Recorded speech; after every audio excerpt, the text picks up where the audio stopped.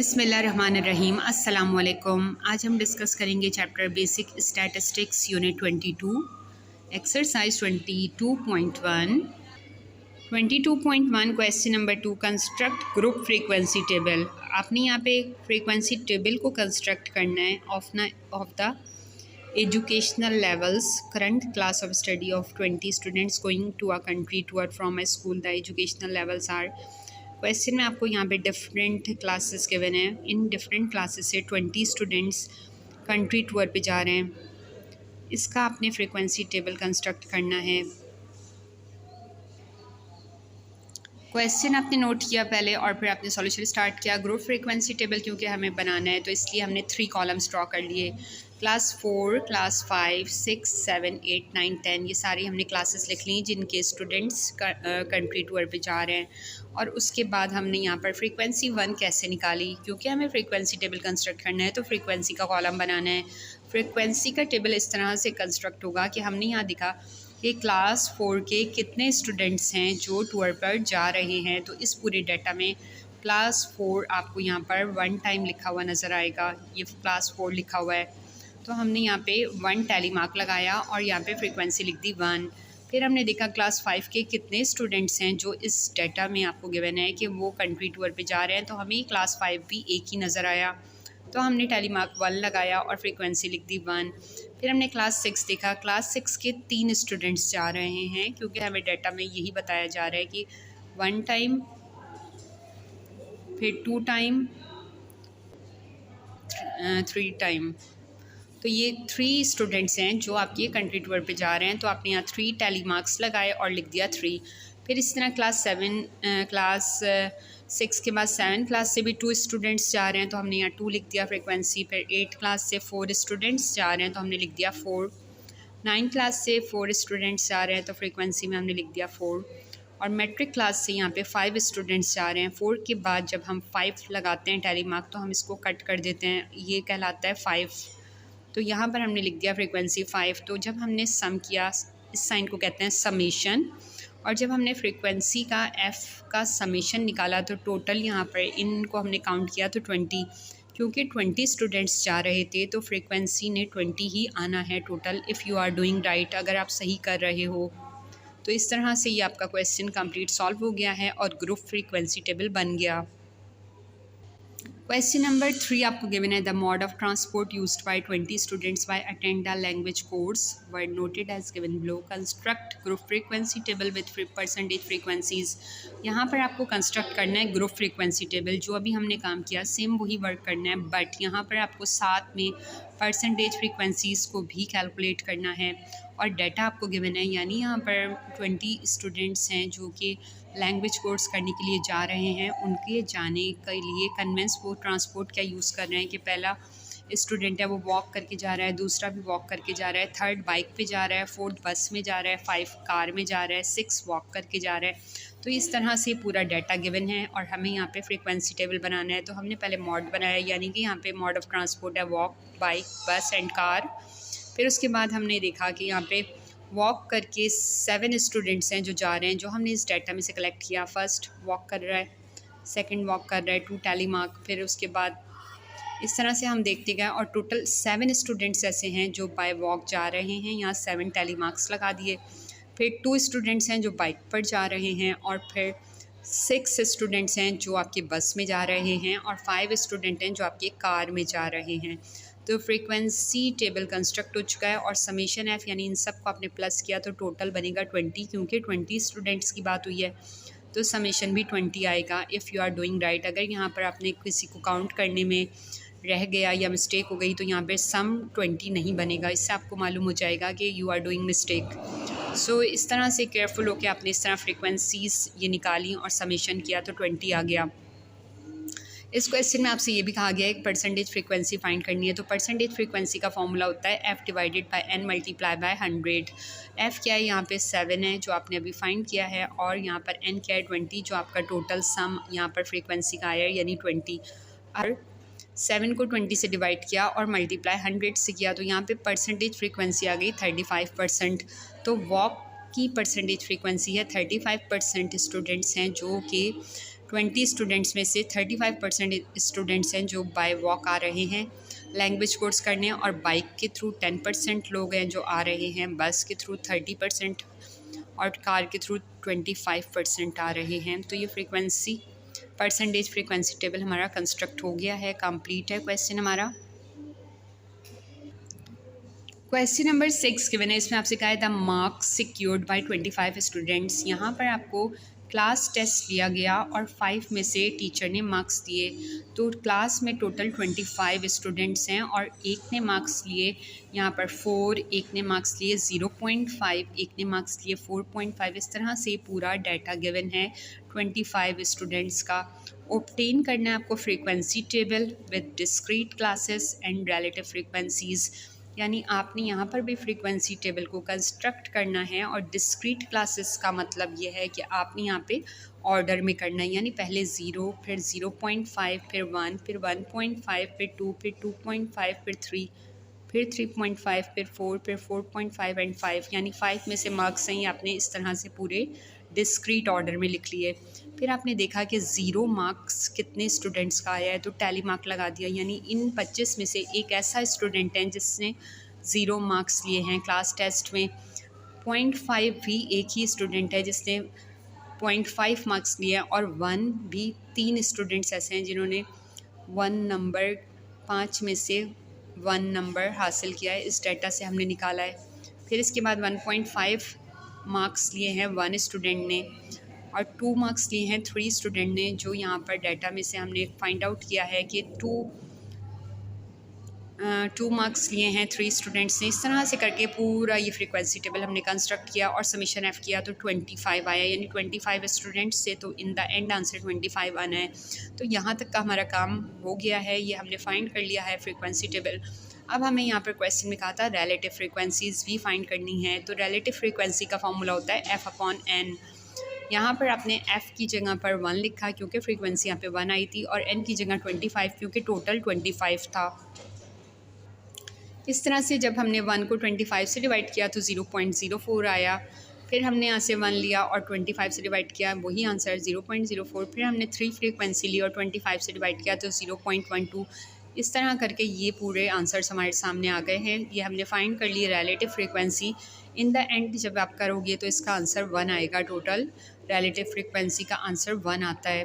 तो मीन्स कि there is no mistake and your question is absolutely correct. This is question number 9। Question number 9 में आपसे कहा है construct continuous frequency distribution of the weights recorded to nearest pounds of 40 college students. यहाँ पर college students की बात हुई है और टोटल 40 कॉलेज स्टूडेंट्स हैं, और उसका आपको 40 कॉलेज स्टूडेंट्स का यहाँ पर आपको डिफरेंट 40 नंबर्स लिखे नज़र आ रहे हैं, ये इनका वेट है। और उसके बाद इसमें आपको कंप्यूट करना है क्लास बाउंड्रीज़ को, क्लास मार्क्स को एंड कम्युलेटिव फ्रीक्वेंसीज़ को, यानी आपने यहाँ पर 3 चीज़ें फाइंड करनी है, cumulative frequencies, class boundaries and class marks. Solution start करते हैं। यहाँ पे n गिवन है 40, यानी कि 40 स्टूडेंट्स की बात हुई है। टोटल नंबर ऑफ़ स्टूडेंट्स हैं 40। Data are continuous, there is no digit after decimal. यहाँ पर अगर हम देखें तो अगर लिखा है 145 तो ये नहीं लिखा 145.23, बल्कि यहाँ पे टोटल एक ही नंबर लिखा हुआ है, डेसिमल में आंसर नहीं है। तो जब ये कंडीशन हो there is no digit after decimal, decimal के बाद कोई डिजिट नहीं होगा, तो यहाँ पर स्मॉल m ये जो मैंने लिखा है ये इक्वल होगा 0 के। तो हमने यहाँ पर कुछ चीज़ें फाइंड आउट करनी है, उसके बाद ही हम क्लास बाउंड्रीज़, क्लास मार्क्स और फ्रीक्वेंसी, कम्युलेटिव फ्रीक्वेंसी को फाइंड आउट कर सकेंगे। तो हमने पहले यहाँ पे फाइंड किया रेंज को। रेंज होता है यहाँ पर ये जो स्मॉल m और x लिखा नज़र आ रहा है, इसको कहते हैं maximum value of the data. ठीक है, यहाँ पर पूरे क्वेश्चन में यहाँ पर जो सबसे बड़ा नंबर है वो लिखा हुआ है 176, यानी एक स्टूडेंट ऐसा है जिसका 176 वेट है। और इसके बाद ये है m, और फिर यहाँ लिखा है आई का मतलब है स्मॉलर। ठीक है, ये मैक्सिमम, ये लार्जर, ये स्मॉलर। तो यहाँ पर स्मॉलर वैल्यू है 119। आपने यहाँ पर डाटा में से 119 फाइंड आउट किया और यहाँ लिख दिया। मैक्सिमम में से मिनिमम को माइनस किया तो यहाँ पे 57 रेंज आ गई, ये आपने फाइंड कर लिया है रेंज। इसके बाद यहाँ पर एक वर्ड लिखा हुआ है के, यहाँ पर अल्फ़ाबेट के यूज़ हुआ है और के का फॉर्मूला आपको गिवन है आपकी बुक में 1+3.322 और फिर लोगैरिथम और फिर n लिखा हुआ है। तो यहाँ पर n की जगह पर आप 40 पुट करोगे, बाकी ये फॉर्मूला है, ये आपको लर्न करना होगा। अब log 40 आपने निकाला तो 1.602 आ गया, और जब आपने इसको 1.602 को 3.322 से मल्टीप्लाई किया और फिर जो आंसर है उसमें 1 को प्लस किया तो 6.321 आ गया। राउंड ऑफ किया तो के की वैल्यू भी हमें फाइंड हो गई जो 6 है। फिर हमने फाइंड किया डी, और डी का फॉर्मूला है 1 डिवाइडेड बाय 10⁻⁴ m, और m हम फाइंड कर चुके हैं यहाँ पर क्योंकि ज़ीरो है तो 10 पे हमने लिखा ज़ीरो, और किसी भी नंबर पर अगर वैल्यू ज़ीरो हो, पावर ज़ीरो हो, एक्सपोनेंट ज़ीरो हो तो वो इक्वल है 1 के। तो यहाँ पे आपने लिख दिया 1, ठीक है। डी की वैल्यू आ गई हमारे पास 1, के की वैल्यू आ गई 6 और रेंज आ गया 57। अब हमने फाइंड करना है एच। तो एच फाइंड करने के लिए हमने फार्मूला यूज़ किया, this is the formula, and आपको ये भी याद करना है 1 डिवाइड बाई 10⁻m, और ब्रैकेट में आर है रेंज, के की वैल्यू आपने यहाँ से फाइंड की है और मल्टीप्लाई 10⁻m। तो यहाँ रेंज है 57, के है 6 मल्टीप्लाई 10 और फिर m की जगह लिखा 0, 10 पे 0 मीन्स 1, 57 को 6 से डिवाइड किया 9.5, 9.5 को 1 से मल्टीप्लाई किया तो यहाँ पर आ गया 9.5, राउंड ऑफ किया तो 10, यानी यहाँ पे एच भी आपके पास आ चुका है 10। अब आपके पास यहाँ पे काफ़ी चीज़ें फाइंड आउट हो चुकी हैं। अब हम जाते हैं यहाँ पर जो हमें क्वेश्चन में कहा गया है कि हमने कैलकुलेट करना है। पहले हमने देखा लोअर क्लास बाउंड्री क्या है। देखें, लोअर क्लास बाउंड्री है जो बिल्कुल स्मॉलेस्ट नंबर आपके डाटा में है जो 119 है।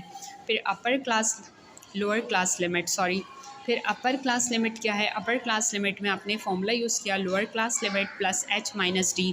अभी क्वेश्चन में हमने एच फाइंड किया है 10 और डी फाइंड किया है 1। जब आपने इसको कैलकुलेट किया तो यहाँ आंसर आ रहा है 128, यानी अपर क्लास लिमिट है 128, लोअर क्लास लिमिट है 119।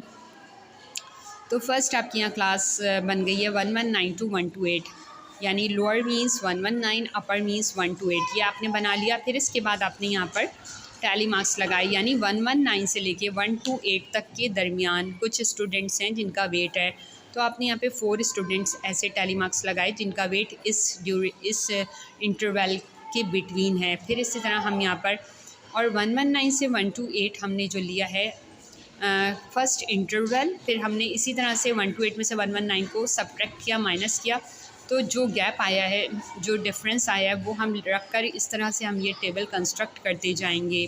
फिर उसके बाद टैली मार्क्स भी हमने इस तरह से लगा लेने हैं। अब हमने क्लास बाउंड्रीज़ बनानी है। यहाँ पर 128 है, यहाँ 129 है, ठीक है, इंटरवल डिफरेंट है और हमें बाउंड्रीज़ में जब बनानी होती है तो नोटिस करें कि 119 में से हमने 0.5 को माइनस किया और 128 में 0.5 को प्लस किया, फिर 129 में से 0.5 को माइनस किया और 138 में 0.5 को प्लस किया। इस तरह करते करते ये पूरा क्लास बाउंड्रीज़ कंस्ट्रक्ट हो गया है टेबल। फिर हमने क्लास मार्क्स निकालने हैं। क्लास मार्क्स यहाँ लिखा है 123.5। ये इस तरह से आता है कि अगर आप 119 में 128 को प्लस करें और फिर जो रिज़ल्ट आया उसको 2 से डिवाइड करें तो फिर आ जाएगा 123.5। फिर 129 में 138 को प्लस करें और 2 से डिवाइड करें तो आंसर आएगा 133.5। इस तरह क्लास मार्क्स का टेबल कंस्ट्रक्ट हो जाएगा। फ्रीक्वेंसी में यहाँ पे देखें टैली मार्क्स 4 हैं तो आपने लिखा 4, यहाँ पे 7 है तो यहाँ लिखा 7, और फ्रीक्वेंसी टोटल हो गई 40 क्योंकि 40 स्टूडेंट्स थे आपके क्वेश्चन में। फिर आपने निकाला कम्युलेटिव फ्रीक्वेंसी, जो क्वेश्चन में कहा गया आपको फाइंड आउट करना है। फर्स्ट तो आपने 4 लिखा, फिर 4 में 7 को प्लस किया 11, फिर 11 में 14 को प्लस किया 25, फिर 25 में 7 को प्लस किया 32, 32 में 6 को प्लस किया 38, एंड फिर 38 में 2 को प्लस किया तो 40। तो इस तरह से क्वेश्चन हमने कम्प्लीटली सॉल्व कर लिया है। नेक्स्ट क्वेश्चन हमें गिवन है, क्वेश्चन नंबर 10 है ये आपकी बुक में। The value of resistance in ohms of a batch of 48 resistors of similar value are. यहाँ पर आपको 48 रजिस्टर्स की वैल्यूज़ गिवन है और आपको यहाँ कंटिन्यूस फ्रीक्वेंसी टेबल फाइंड करना है और also compute cumulative and percentage frequencies. यहाँ पर आपको ये 3 चीज़ें फाइंड आउट करनी है। तो इसके लिए हमें यहाँ चार्ट बनाना होगा, बट बिफोर मेकिंग चार्ट हमें कुछ चीज़ें गिवन है, जैसे n है, यहाँ पे 48 गिवन है क्योंकि यहाँ पे 48 रजिस्टर्स की वैल्यू है। Data are continuous up to 1 digit after decimal. अब अगर आप नोट करें तो यहाँ पर जो भी वैल्यूज़ हैं इसमें डेसिमल के बाद 1 डिजिट लिखा हुआ है। तो अगर एक डिजिट होता है तो यहाँ पर स्मॉल m की वैल्यू हो जाएगी 1। अगर यहाँ पे 2 डिजिट्स होते तो यहाँ m की वैल्यू हो जाती 2। और अगर यहाँ पे पॉइंट के बाद 3 डिजिट्स होते तो यहाँ m की वैल्यू हो जाती 3।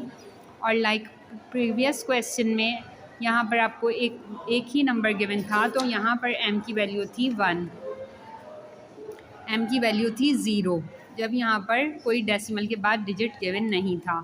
लेकिन इस क्वेश्चन में क्योंकि यहाँ पर डेसिमल के बाद 1 नंबर लिखा हुआ है तो इसलिए स्मॉल m हो गया 1। फिर आपने फाइंड किया रेंज। रेंज क्या होता है कि आपने मैक्सिमम वैल्यू में से मिनिमम वैल्यू को माइनस कर देना है।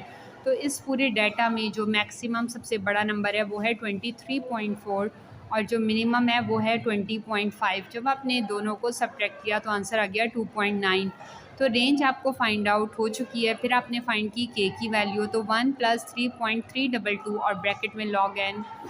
तो यहाँ पर n की प्लेस पर है 48। तो आपने यहाँ log 48 फाइंड किया 1.6812 और जब आपने 3.322 को इससे मल्टीप्लाई किया तो जो आंसर है उसमें 1 को प्लस किया तो बन गया 6.584। अप्रॉक्सीमेटली ये 7 के बराबर है क्योंकि यहाँ पे लिखा हुआ था 6.5, तो फिर राउंड ऑफ हुआ तो ये तकरीबन 7। अब आपने फाइंड किया h और h इक्वल है 1/10 1 डिवाइडेड बाई 10⁻m और ब्रैकेट में r divided by k multiply 10⁻m। तो यहाँ पर आपके पास रेंज है 2.9 जो हमने फाइंड कर ली है और यहाँ पर k है 7 जो अभी हमने फाइंड किया है। तो 2.9 को 7 से डिवाइड किया तो आ गया 0.414 और इसको 10 की पावर 1 क्योंकि m यहाँ पर है 1 मल्टीप्लाई किया 10 से। ओके, अब 10 से ये वाला 10 से कैंसिल तो h आ गया हमारे पास 0.414। जब हमने ये काम कर लिया तो अब हमने यहाँ पर d फाइंड किया और d होता है 1 डिवाइडेड बाई 10⁻m और स्मॉल m है यहाँ पे 1, तो 10 की पावर 1 का मतलब है 1 डिवाइडेड बाई 10, तो d आ गया 0.1। अब हमने लोअर क्लास लिमिट और अपर क्लास लिमिट फाइंड करनी है। तो लोअर क्लास लिमिट है सबसे स्मॉलेस्ट वैल्यू पूरे डाटा में जो है 20.5। अपर क्लास लिमिट है formula lower class limit plus h minus T. h की जगह हमने लिखा 0.5, d की जगह हमने लिखा 0.1। फिर हमने इसमें इसको प्लस किया, जो आंसर आया उसमें से 0.1 को माइनस किया तो आंसर आ गया 20.9। यानी कि हमारे पास क्लास लिमिट है 20.5 लोअर क्लास लिमिट और अपर क्लास लिमिट है 20.9। इस तरह से अब हमने डाटा में देखा कि 20.5 से 20.9 तक के नंबर्स इस डाटा में कितने हैं। तो इस पूरे डाटा में से जब हमने कलेक्ट किया तो 3 नंबर्स हैं जो इस इंटरवल के दरमियान हैं। तो हमने फ्रीक्वेंसी लिख दी 3 और कम्युलेटिव फ्रीक्वेंसी भी 3 हो गई। और परसेंटेज फ्रीक्वेंसी के लिए हम ये काम करते हैं कि फॉर्मूला यूज़ किया f divided by n multiply by 100।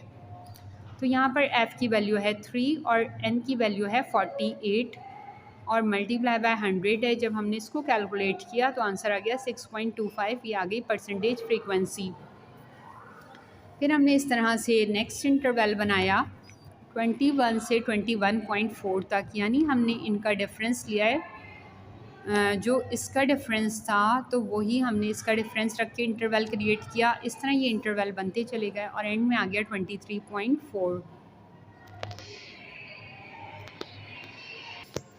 अच्छा, h जो होता है वो होता है 0, यहाँ पे h है 0.4, यानी कि हमने यहाँ पे 0.4 का डिफरेंस लिया। जैसे 20.5 था फिर 4 का डिफरेंस है तो 20.9 है यहाँ पर। इसी तरह 21 है तो फिर 4 के डिफरेंस से 21.4 है, फिर 21.5 है तो फिर 21.9 है। यानी ये वाला जो h हमने फाइंड किया है वो डिफरेंस है बिटवीन द इंटरवल, ठीक है। फिर इस तरह से हमने 21 से 21.4 इस बिटवीन कितने नंबर्स हैं जो डाटा में मौजूद हैं। तो 11 नंबर्स हैं जो यहाँ पर मौजूद हैं इस इंटरवल में। तो हमने यहाँ लिखा 11 और टैली मार्क्स पे 11 लगाए। फिर इस तरह से ये कॉलम कंप्लीट हो गया। क्लास इंटरवल, टैली मार्क्स और फ्रीक्वेंसी हमारे पास आ गई। कम्युलेटिव फ्रीक्वेंसी का ये मेथड है कि पहले हमने लिखा 3, फिर हमने 3 + 11 14, फिर 14 + 11 25, फिर 25 + 11 36 एंड फिर 36 + 10 46 एंड 46 प्लस 2 48, यानी टोटल 48 आया है कम्युलेटिव फ्रीक्वेंसी का टोटल किया तो यहाँ पे 48 था, तो कम्युलेटिव फ्रीक्वेंसी का भी यहाँ पे प्लस होके 48 आखिरी नंबर है। और परसेंटेज फ्रीक्वेंसी का भी हमने फार्मूला डिस्कस कर लिया है, f divided by n multiply by 100। तो हमने यहाँ से वैल्यूज़ को देखकर ये परसेंटेज फ्रीक्वेंसी निकाल लेनी है, तो ये पूरा आपके सामने रिज़ल्ट है। सो इस तरह से हमने 22.1 कंप्लीट कर लिया है, बेसिक स्टैटिस्टिक्स 22.1। जो भी क्वेश्चंस मुझे इम्पॉर्टेंट लगे वो मैंने इस वीडियो में डिस्कस कर दिए हैं। अब हम इंशाल्लाह मिलेंगे नेक्स्ट वीडियो में एक्सरसाइज 22.2 के साथ। जब तक के लिए अल्लाह हाफ़िज़।